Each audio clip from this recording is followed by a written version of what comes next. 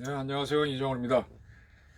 그 문재인 대통령에 대한 지지율 조사가 계속되는 모양인데 뭐 굉장히 높아졌다는 보도가 나왔네요. 뭐 대략 얘기하면 5대5에서 뭐 51대 49 왔다 갔다 그 얘기잖아요. 그 얘기. 근데 뭐 지난번에 어떤 분들이 보낸 거 보니까 길거리에서 조사하니까 호남 지역을 제외하고는 대부분 또 젊은 사람들이 조금 높긴 했지만 거기서도 뭐 7대 3의 비율로 아니다란 쪽이 높게 나왔죠. 나이 드신 분들은 뭐 9대 1, 8대 1 가깝게 아니다라는 쪽으로. 그래서 어떤 게 맞느냐 뭐 이런 주장들이 있는데 모르겠습니다. 근데 5대5의 지지율에 있다는 거는요, 순식간에 바뀌는 겁니다. 그 5대5의 50% 지지율이 있다는 거는 엄청나게 많은 반대가 있다는 거고. 그래서 저는 문정부가 안정되지 않았다고 보는데 또 어떤 분들은 그걸 안정이라고 보더라고요. 그래서 지금 국정 끌고 나가고 있죠. 지금 문 대통령 이 문재인 정부에서 남북 관계는 그분들은 열심히 한다고 하지만 저는 아니라고 봅니다. 북한이 바라는 거는 체제 보장입니다. 체제 보장은 나 그대로 북한 주석하도록 북한 끌고 나가도록 내버려둬. 남북 통일을 안 할 거야 이런 겁니다. 근데 이 정부는 북한을 비핵화시키면서 남북 통일을 하겠다는 목표를 내세웠거든요. 그럼 북한이 지금 응해준다고 지금 응해주지도 않지만 응해준다고 하면 뭔가 받아먹고 먹튀하려고 하는 건데 자꾸 당할 짓을 자꾸 해요. 두 번째, 북한이 핵을 갖고 있음으로 해서 체제 보장을 스스로 한 거고, 체제 보장이 되면 비핵화하겠다고 했기 때문에 체제 보장이 확실할 때까지는 핵을 포기 안 합니다. 근데 우리가 통일을 하려면요, 거꾸로 북한은 핵을 없애야만 가능해요. 제가 지금 공부를 해보니까 그 동독이 완전 고립돼서 소련도 더 이상 못 도와준다 그러고 동유럽 국가들이 공산국들이 무너질 때 고립돼 있을 때 서독에 일부러 들어가서 우리 살겠다 살려주라라고 하면서 평화 통일이 이루어졌습니다. 군사적으로 협박을 받았을 때도 그렇게 통일이 이루어졌습니다. 그런 건 이제 대표적으로 이번에 우크라이나에서 그 크림반다라고 하는 지역이 지금 러시아에 들어가겠다고 해서 그쪽 사람들이 주민투표를 해서 결정을 해버렸고, 그리고 이제 그쪽 반군 그쪽에서 만들어진 군대하고 우크라이나 정부군이 싸우고 있는데 이번에 서로 표로 교환을 했다. 뭐 그런 식으로 해서 군사적으로 어떻게 계속 몰아갖고 이제 우크라이나가 어쩔 수 없으면 이제 크림반도를 러시아에게 주는 그런 모양이 되겠죠. 무슨 얘기인가 하면 저절로 국가 통일되는 건 없더라 이겁니다. 외교적으로 고립시키거나 힘으로 고립시키거나 이렇게 됐을 때 통일이 되고 하는 건데, 자꾸 이제 그 나라가 잘 살 수 있도록 도와주면은요 합쳐지는 경우가 없어요. 그거는 그 나라는 오히려 이렇게 자꾸 우리가 지금 대한민국이 잘 사는 것 중에 하나가 뭐 좌파하시는 분들은 아니야 그러겠지만은 우리가 친미 노선을 택해갖고 미국으로부터 많은 지원을 받아갖고 이렇게 경제 성장한 거 아닙니까? 그러니까 지금 무슨 목소리 나와요? 반미 목소리 나오잖아요. 그리고 우리가 일제로부터 식민 지배를 당했지만은 청구권 자금 받고 그 다음에 일본으로부터의 투자를 받아서 잘 살게 되니까 지금 문재인 정부 같은 반일 노선을 강하게 걷는 정부가 나오잖아요. 주머니가 두둑해지면 속마음이 나오는 겁니다. 네. 북한도 우리가 지원해서 잘 살게 되면요 속마음이 나올 겁니다. 정권은요 쉽게 안 내놓습니다. 뭐 하여간 뭐 모든 이렇게 통일되는 과정, 합병되는 과정 보게 되면 절박한 상황에서 배신이 일어나죠. 그 정권 유지하려는 놈들은 갖고 있는 게 좋은데 국민들 입장에서는 어우 얘 따라갔다가는 맞아 죽을 것 같고 센 놈한테 붙어야지 하면서 절로 합병하자 하고 막 주장이 나오면서 그리고 통일이 가는 평화 통일이 가는 거거든요. 독일이 그랬고 과거에 오스트리아가 2차 대전 전에 독일과 통일될 때도 그런 과정이었습니다. 근데 잘 살게 해주면 통일된다? 어디 그런 사례가 있는지. 역사 사람이 안 바뀌잖아요. 국가도 안 바뀌잖아요. 그렇고 두 번째, 이 정부 남북 문제는 크게 저는 잘못돼 있다.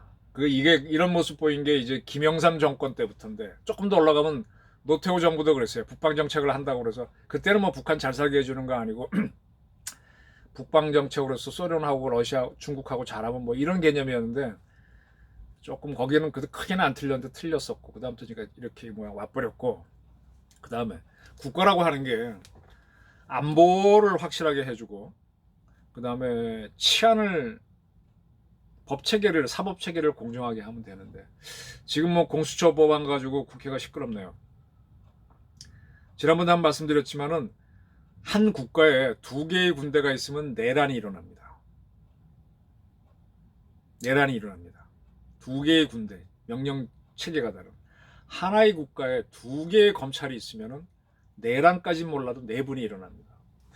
특히 이제 기소권은 이 사람은 죄가 있다고 재판 걸자 그러는데 저쪽에서는 안 한다 그러면 두 개가 있으면은요, 재판 걸자가 한쪽에 틀렸다고 잘못된 판단일지라도 두 개가 있으면 혼란이 생깁니다.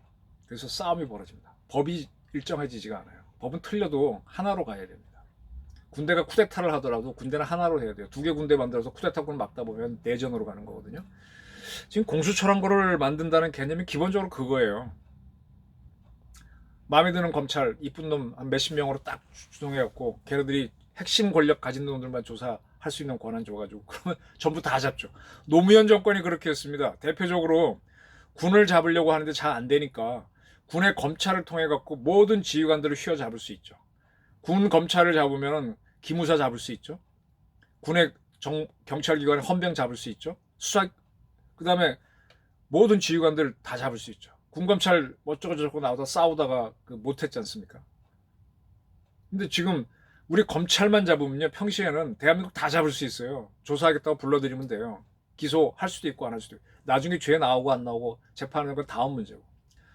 자꾸 이제 법을 공부하신 노무현 대통령, 문재인 대통령은 수사권을 가지고 지배를 하려고 하는데, 근데 그게 잘 안 되니까는 공수처란 걸 만든 걸로 보여요. 그래서 이건 참 민주주의를 침해한다. 위헌도 위헌이지만 민주주의를 침해한다. 그러고 있습니다. 지금 국회에서 어떻게 될지 모르겠고 야당이 뭐 제대로 막아낼지 그건 별건이지만 기본적으로 저는 이렇게 가게 되면은 저렇게 되면요 전체주의가 됩니다. 나치가요. 왜 나치가 무서운 줄 압니까?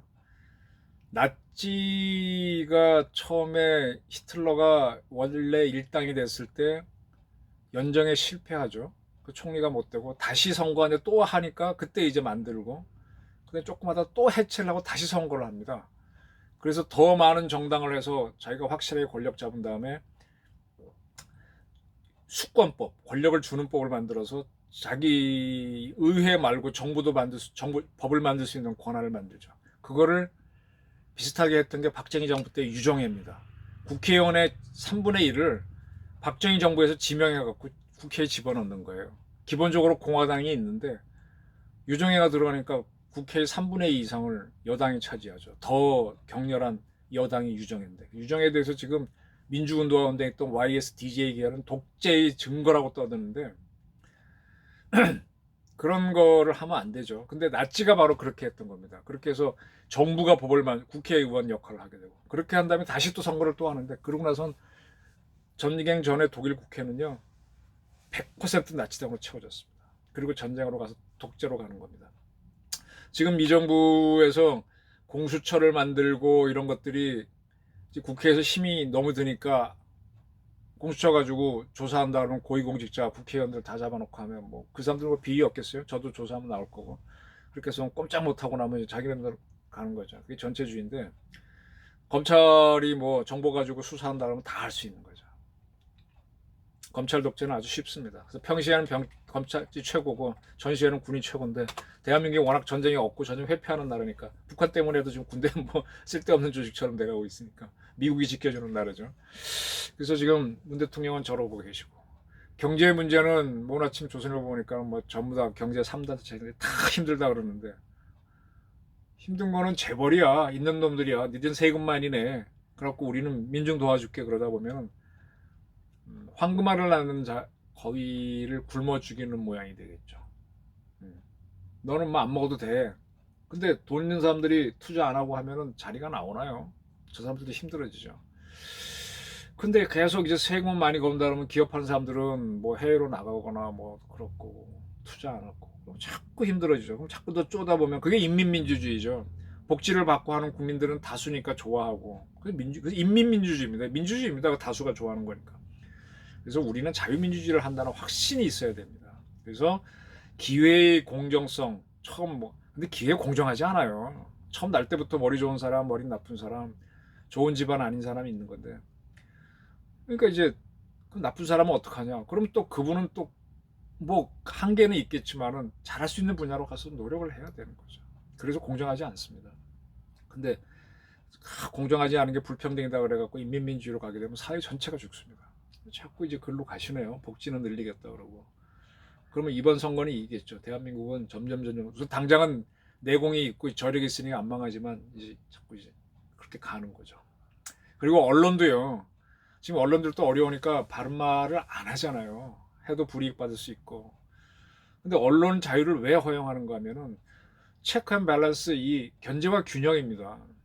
근데 자꾸 이제 그걸 못하도록 하다 보면은 바른 소리 안 나오고, 가장 큰 문제는 국정원에서의 내부 정보, 정책 정보를 안 해, 정치 정보라는 이유로 못하게 할 뻔하니까 여론 수렴도 제대로 안 되고, 그래서 이제 경제도 죽고 복지는 좋아지지만 안보도 그렇고, 사법 체계는 자꾸 어떤 전체주의 시스템으로 가려고 그러고, 아까 말씀드린 나치도 마지막 선거에서는 나치당 100%가 국민선거에서 당선됐습니다. 그런 걸 만들고 싶어하는 세력들이 있죠. 그렇게. 박정희도 그랬고, 박정희 욕한 사람이 박정희 따라갑니다. 전두환 손가락질한 사람이 전두환 따라갑니다. 왜 자기들이 한 건 혁명이고, 혁명과 비슷한 게 쿠데타인데, 촛불혁명 때 기무사가 쿠데타를 못했다고 그건 왜 처벌합니까? 실패한 쿠데타라서? 성공한 쿠데타는 촛불은 내비두고. 참 사법체계 거기서부터 희한하게 어긋나는 사람들이죠. 그래서 이 국가가 총체적 위기로 가고 있습니다. 이제 해가 바뀌어 4월달 총선에서 국민들이 어떻게 심판해 주실지, 국민들 여러분들이 뭐 많이 복지를 받는 거에 대해서 만족해서 가신다면은 또 답이 없는 거고, 국민 선택이 또 그래서 나라가 잘 될 수도 있는 거니까, 뭐 못 되면 못 되는 대로 받아들이고, 그때 또 참 힘들죠. 백제가 망할 때 백제 참 힘들더라고요. 그렇게 가야 될지, 그게 우리의 운명이라면 그때 와서 또 누가 잘했니 못했니 싸워본들 뭐 어떡하겠습니까. 근데 제가 지금까지 살면서 부지런하고, 그 다음에 싫은 거 게으름이 적고 두려움이 적은 나라들이 사람들하고 그런 사람이 성공하더라고요. 여러 가지 이 위기가 닥쳐올 때 미리 좀 움직이고 게으름 부리지 말고, 다 알거든요. 이렇게 하면 안 되는데, 근데 당장 떨어지는 게 먹을 게 있다고 그거 하다 보면 자꾸 쇠락하는 국가가 되더라고. 사람도 그렇던데 글로 가야 되는지. 그래서 저는 지금 문 대통령께서 여러 가지 고민이 있으실 텐데, 지지율 뭐 5대5 나온다고 1% 올라가서 좋아하고 뭐 그렇진 않겠죠. 근데 자꾸 보도하는 거 보게 되면 신경을 쓰고 있다는 거겠죠. 그런 거 하지 마시고 한번 대한민국의 미래를 위해서 한번 진짜 고민 좀 해주시고 좀 나갔으면 좋겠습니다. 다시 말하면 과거로 돌아가서 조선이 망할 때처럼 사화 잡고 나서 해석 자꾸 바꾸고, 옛날에는 부정이라 그런 걸 역사는 내버려두면 안 돼요. 억울하겠지만 광주 문제 자꾸 뒤집어서 헬기 쐈니 안 쐈니, 아이고 상식이 안 통하는 그런 그거 떠들고 있어요. 헬기에서 쐈는데 어떻게 지붕 천장에 총알이 박힙니까? 바닥에 박혀야지. 에이, 정보 판단도 기본적으로 상식을 넘어서면 안 됩니다. 이 바닥 이렇게 쏴서 천장에 총알짝이 있는데 헬기가 밑에서 쐈다? 밑에서 쏘면 가능해요? 지 날개 맞추기 쉽지. 비행기 대충 밑으로 쏘죠. 그래서 참 이 억지로 꿰 맞추려고 하다 보니까 이게 참 사법 독재가 나오는 건데, 오늘 공수처 어떻게 할지, 또 북한이 도발하면 어떻게 할지, 북한이 미사일 ICBM 쏴도 아이 뭐 그럴 수 있어 하고 그렇게 허허 웃는 양반들이 대한민국에서 언론 문제라든지 의견 다른 거 내는 거에서 사법 독재로 통제를 하려고 할지, 그리고도 민주주의라고 할지, 그게 진짜 자유민주주의인지 인민민주주의인지 여러 가지 생각이 듭니다. 좀 제2의 YS 문재인 안 됐으면 좋겠는데 글로 가는 것 같아서 답답합니다. 안타까운 게 아니라 답답합니다. 감사합니다.